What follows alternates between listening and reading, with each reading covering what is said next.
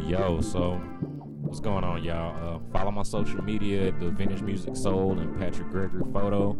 I shot some photos not too long ago on the Mamiya RB67, which is super cool, all mechanical. People like it. I like it. Bought it a long time ago, and I didn't really get the best price for it, but hey, you know, that's why it's got an intangible value that I keep with me. I shot some expired 1987 Kodak Triax on it. This is a picture of my fiance right here. I really like the way these lights came across her face. It's got a really nice, soft, beautiful focus right here on this photograph. This image was shot outside of the Container Store in Roswell, or Dunwoody, Georgia, you can call. We went to high school out there at North Springs Charter a long time ago, back when it was North Springs High School. I like the way the images turned out. I had no clue how they would turn out. You know, I'm still trying to get to the point where I can predict what will come out of the camera, but honestly, I don't really want to be able to do that because that withdraws all of the fun out of the art form. People crack jokes on me because I still shoot film and all of that, you know, because they shoot digital. I get on shoots with people and they're like, how'd your pictures turn out? And they know I'm shooting film, so they know I don't know how they turned out.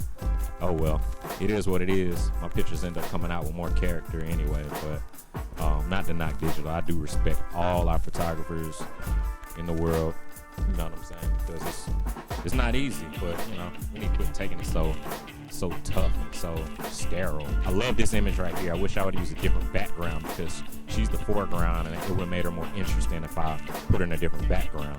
This image right here, I shot this, I was walking around, we were walking around, my fiance Shanoa and I were walking around, and this couple was out there and she's just recently had her baby, and husband and wife were outside the mall at Perimeter Mall in Dunwoody, and I shot that. You can see more of them, the images and stuff, on my social media, so follow those at the previous. It wasn't up that long, but you can pause it, please, and thank you.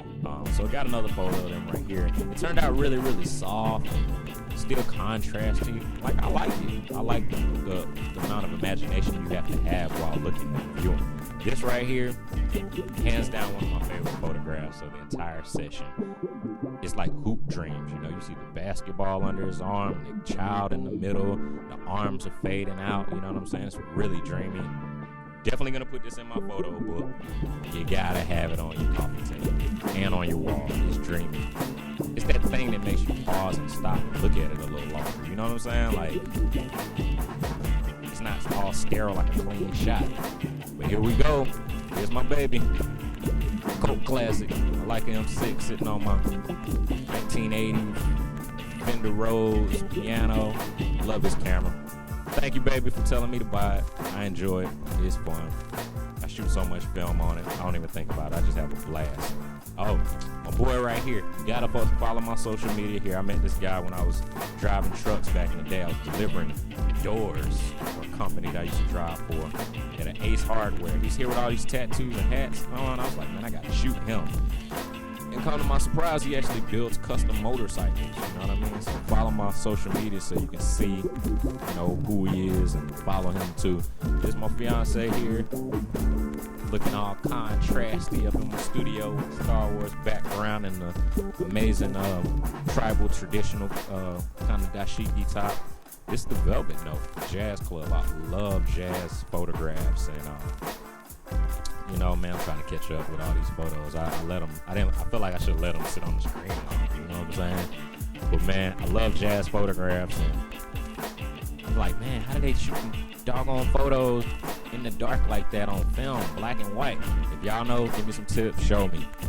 Follow the social media if you want to check out and see where Velvet Note is, excuse me, I said Velvet Room. I shot Michael Montana's video back in the day in the Velvet Room.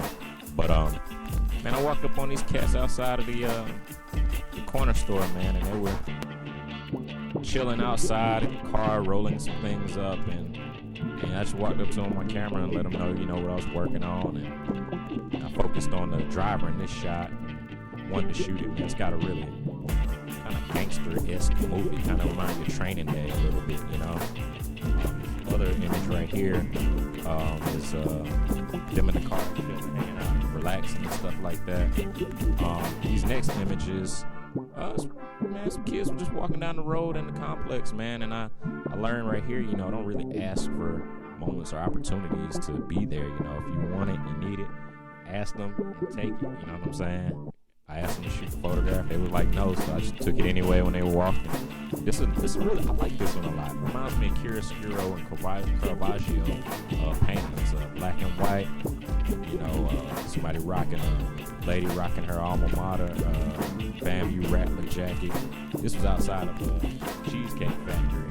And, no, excuse me, it was Papa Dough. This wasn't Cheesecake Factory, it was Papa Dough. And I just stepped aside from the bar and shot a photograph of her.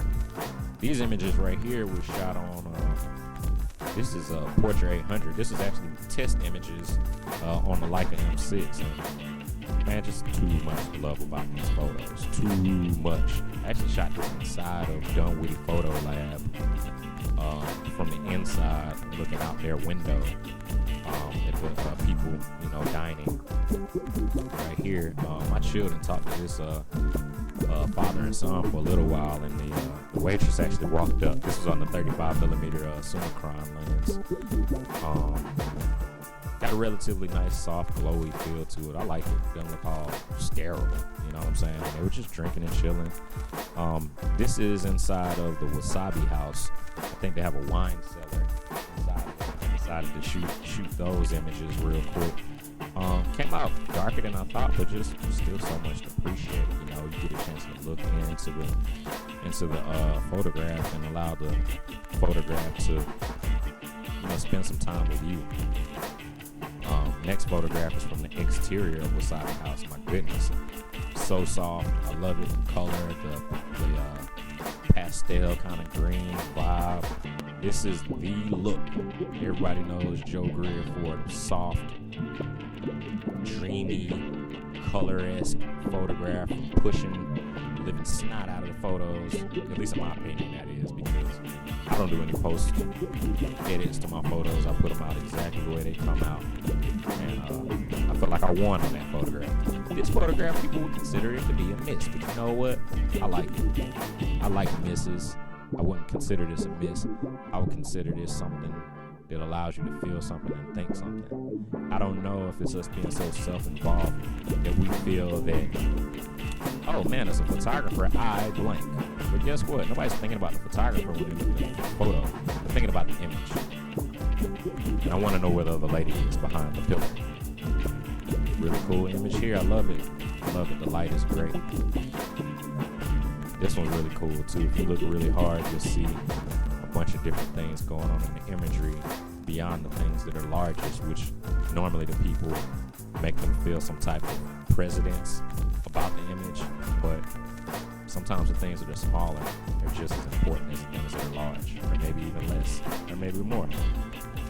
You can tell this image, like, I was focused, everything turned out perfect. I love this one.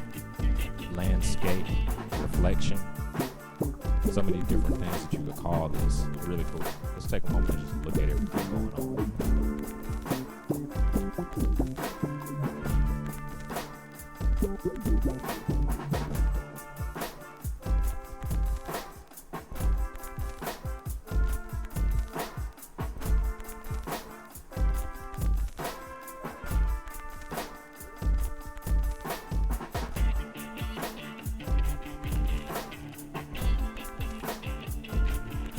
So in this photograph right here, I captured this one because it had the words, man. It had the words. Y'all know my brand is Vintage Music Soul, man. Everything is to give appreciation and homage to what went on in the past, but create something new, yeah. I had to capture this one again. Just different angles, man. So many leading lines. And the Corona umbrella. Really cool. You're not sure what it is, but you gotta look hard.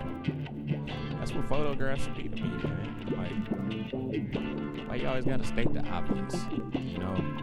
That's why sometimes I personally be hating on other people's photographs, because it's so easy to state the obvious. It's so easy to make a hip-hop track, but actually, let me take that back. It's not easy to make a hip-hop track. I went down that road and learned how to use samplers and all that.